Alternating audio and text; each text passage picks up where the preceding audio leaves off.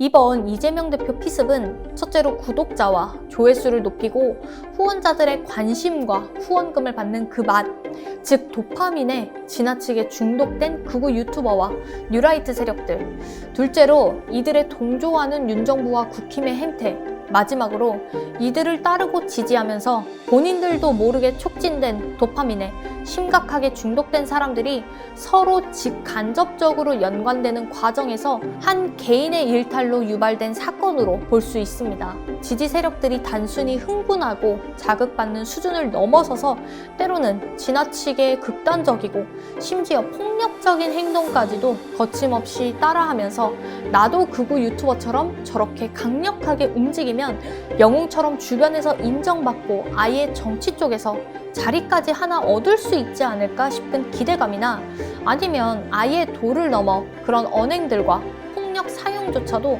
당연한 것처럼 보이는 심각한 중독 증세까지 유발하게 되는 것입니다.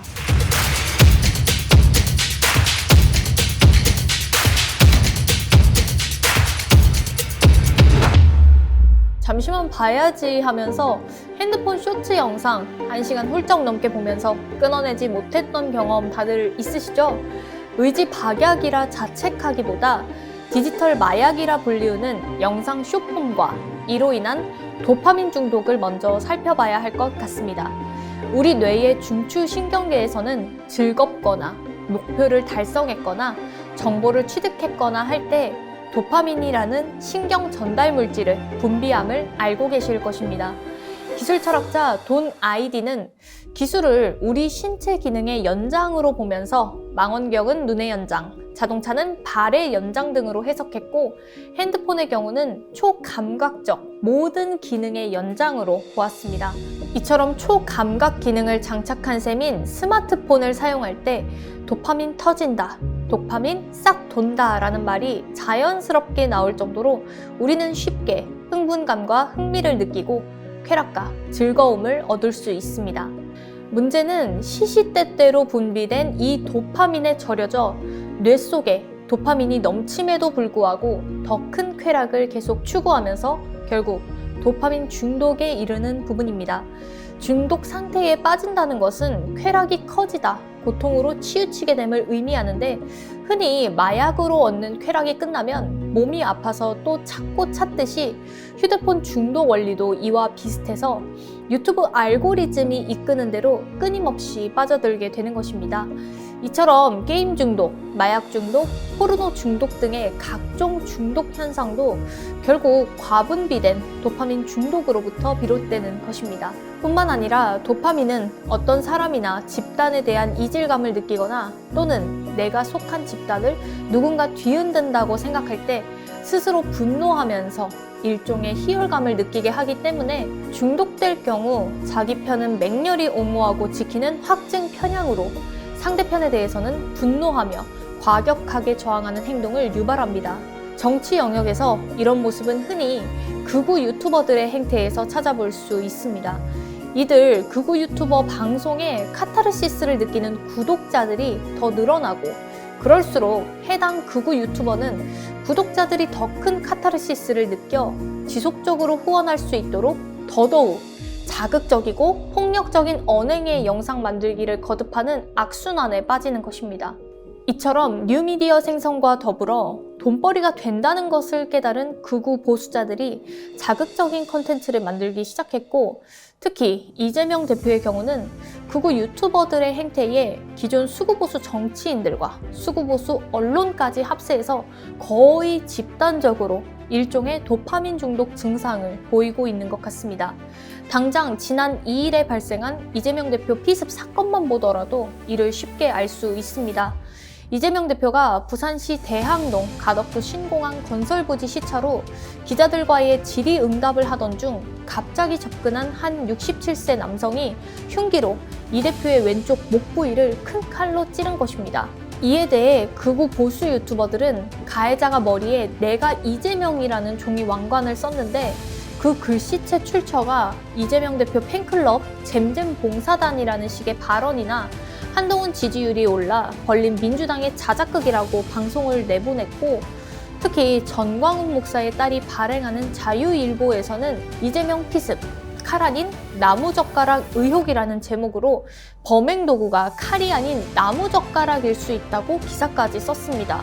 이런 식의 가짜뉴스가 확산되자 부산경찰청 수사본부가 범행 도구는 길이 18cm 등산용 칼이라며 적극적으로 해명했음에도 정말 말도 안 되는 음모론들이 유튜브 방송과 온라인 커뮤니티를 중심으로 계속해서 제기되고 유포됐는데, 이런 식의 비이성적이고 몰상식한 행태는 정말 도파민 중독이라고 밖에는 설명할 수가 없는 부분으로 보입니다. 이 같은 극우 유튜버들의 어처구니 없는 행동들은 이재명 욕설 논란에서도 마찬가지로 나타났습니다. 이 대표가 어머니를 향해 폐륜 발언을 했었던 친형과 형수를 향해 항변할 수밖에 없는 상황 속에서 했던 말을 악의적으로 짜깁기 하고 편집해 사실을 왜곡하면서 이 대표의 인격 자체를 짓밟기 위해 선거 때마다 음성 녹취 파일을 고성능 스피커로 틀었습니다. 이 대표뿐만 아니라 문재인 전 대통령의 사저 앞에서도 폭언과 욕설을 장기간 고성방가로 내뱉었던 경우에도 역시 비슷한 맥락으로 벌어졌던 일이었습니다. 그뿐만 아니라 친일과 반공 이념에 매몰된 뉴라이트 세력들의 최근 홍범도 지우기 행태에서도 사람들이 확증 편향성을 띠도록 도파민을 증폭시키기 위해 가짜뉴스를 만들고 있는 실정이 잘 드러나고 있습니다. 이에 대해서는 작년 11월 24일 MBC PD수첩에서 왜 홍범도 장군을 지우려 하나라는 제목으로 자세히 다룬 바 있습니다. 홍범도 명예 도로 명철의 집회에 참가한 시민들은 잘못된 역사적 사실들을 토대로 홍범도 장군이 소련의 앞잡이로 독립군을 몰살시켰다 주장하면서 그 정보의 출처가 김용삼이라는 전 월간조선 편집장 출신 유튜브 방송이라 밝혔는데, 이 김용삼은 뉴라이트 단체 한국자유회의 창립 때부터 참여해왔던 인물이었습니다.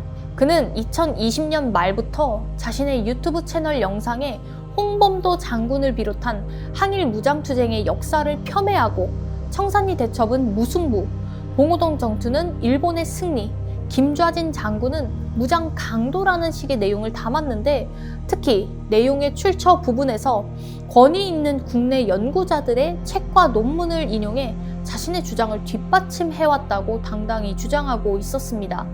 그래서 방송 취재진이 실제로 김용삼 씨 유튜브에서 전문가로 언급된 해당 연구자를 만나 이를 검증해 본 결과 김용삼 씨가 아전 인수식으로 잘못 해석했음이 여실히 드러났습니다. 그럼에도 이처럼 잘못된 거짓 주장을 진실로 굳게 믿은 시민분들은 집회에까지 적극적으로 참여하면서 열성을 다했던 것입니다.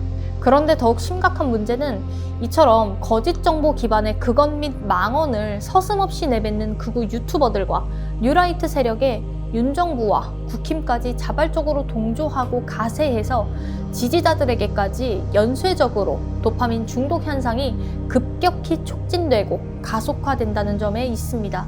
대표적인 사례로 하나님 까불면 죽어 라는 막말 파문을 일으킨 전광훈 목사의 경우를 들 수 있는데, 전광훈 목사는 자유마을이란 천만 조직이자 자유통일당의 선봉대격 단체를 앞세우고 있고, 최근 원희룡 전 국토교통부 장관이 퇴임 직후 이 단체의 첫 행사에 참석해 논란이 됐었던 적이 있습니다.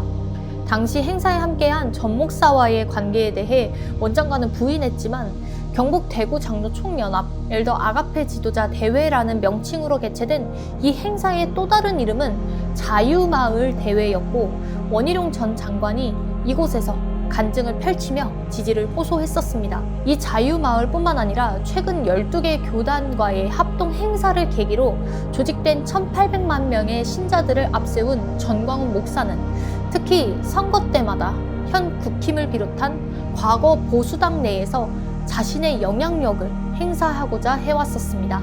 전 목사는 대부분의 보수 유튜버를 전 목사의 친위 부대처럼 여길 뿐 아니라 윤 대통령 부부까지 자신들의 유튜브와 활동을 빼놓지 않고 본다는 믿음까지 더해 자신감이 치솟고 있으며, 현재는 한동훈 비대위에 공천관리위원장 추천권과 통합 경선까지 당당히 요구하고 있는 실정입니다.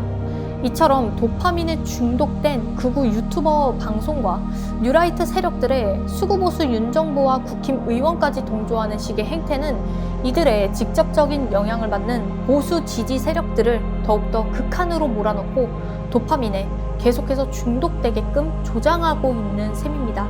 그래서 지지 세력들이 단순히 흥분하고 자극받는 수준을 넘어서서 때로는 지나치게 극단적이고 심지어 폭력적인 행동까지도 거침없이 따라하면서 나도 극우 유튜버처럼 저렇게 강력하게 움직이면 영웅처럼 주변에서 인정받고 아예 정치 쪽에서 자리까지 하나 얻을 수 있지 않을까 싶은 기대감이나 아니면 아예 도를 넘어 그런 언행들과 폭력 사용조차도 당연한 것처럼 보이는 심각한 중독 증세까지 유발하게 되는 것입니다. 과거 군부 정권 시절에도 야당 정치인의 목숨을 위협할 정도의 일이 있었습니다. 김영삼 전 대통령은 신민당 원내 총무였던 1969년 6월 자택 부근에서 자동차를 타고 가다 매복하고 있던 괴한들에게 질산 투척 테러를 당했고 질산을 바로 맞은 차창은 녹아내렸으나 다행히 김 전 대통령은 크게 다치지 않았었습니다.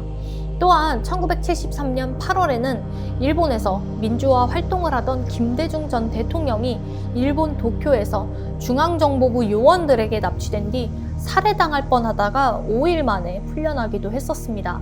그러나 군부 정권과의 직접 사주가 의심되던 과거 시절과 달리 이번 이재명 대표 피습은 첫째로 구독자와 조회수를 높이고 후원자들의 관심과 후원금을 받는 그 맛, 즉 도파민에 지나치게 중독된 극우 유튜버와 뉴라이트 세력들, 둘째로 이들의 동조하는 윤정부와 국힘의 행태, 마지막으로 이들을 따르고 지지하면서 본인들도 모르게 촉진된 도파민에 심각하게 중독된 사람들이 서로 직간접적으로 연관되는 과정에서 한 개인의 일탈로 유발된 사건으로 볼 수 있습니다. 폭력적 군부 정권이 종식된 이후 문민정부부터는 설령 반대하는 정치인이 있더라도 그들에게 찾아가 고성을 지르거나 계란을 던지는 정도로 망신을 주려 했었던 수준이 대부분이었던 옛 기억을 되살려본다면 같은 상황에서도 이번 이재명 대표를 고의로 살해하고자 의도를 가지고 피습했던 사건처럼 도파민 중독이 얼마나 극단성과 폭력성을 부르는지를 쉽게 이해할 수 있을 것입니다. 비단 이 대표뿐만 아니라 지난 2022년 3월 7일 오전 신촌에서 송영길 전 민주당 대표가 이재명 대선 후보 지원 유세를 하던 중 69세 남성 유튜버에게 머리를 가격당해 상해를 입은 바 있었고 2015년 마크 리퍼트 당시 주한 미국 대사나 2006년 야당 대표였던 박근혜 전 대통령도 피습당한 적이 있습니다. 한국이 어쩌다가 이렇게 안전하지 않은 나라가 된 것인지 정말 참담한 마음을 금할 길이 없습니다. 이번 이 대표 피습 사건에 대해 미 워싱턴 포스트도 한국 야당 지도자가 피습당했는데 한국에서 정치인에 대한 공격은 드문 일이라고 언급하기도 했습니다. 이제 도파민 중독은 일시적으로 나타난 사회적 현상이 아닌 심각한 질병인 것입니다. 특히 이를 이용하는 극우 유튜버들과 국힘은 이러한 도파민 중독이 사회 질서와 안녕을 파괴할 수 있음을 직시하고 가짜뉴스와 과격성을 조장하는 뉴미디어 생산을 자제해야 할 것입니다. 물론 막대한 수입을 가져다주고 세력을 유지할 수 있기에 방조할 것임을 잘 알지만 국민을 위해 한 번은 생각해보길 바라는 마음입니다. 진영 논리를 떠나 사회 질서와 특히 미래를 짊어질 청소년, 청년들을 위해 질병적 도파민 중독이 유발할 파국에 대해 심각하게 숙고하고 논의해서 적실한 대책을 마련하길 기대해 봅니다.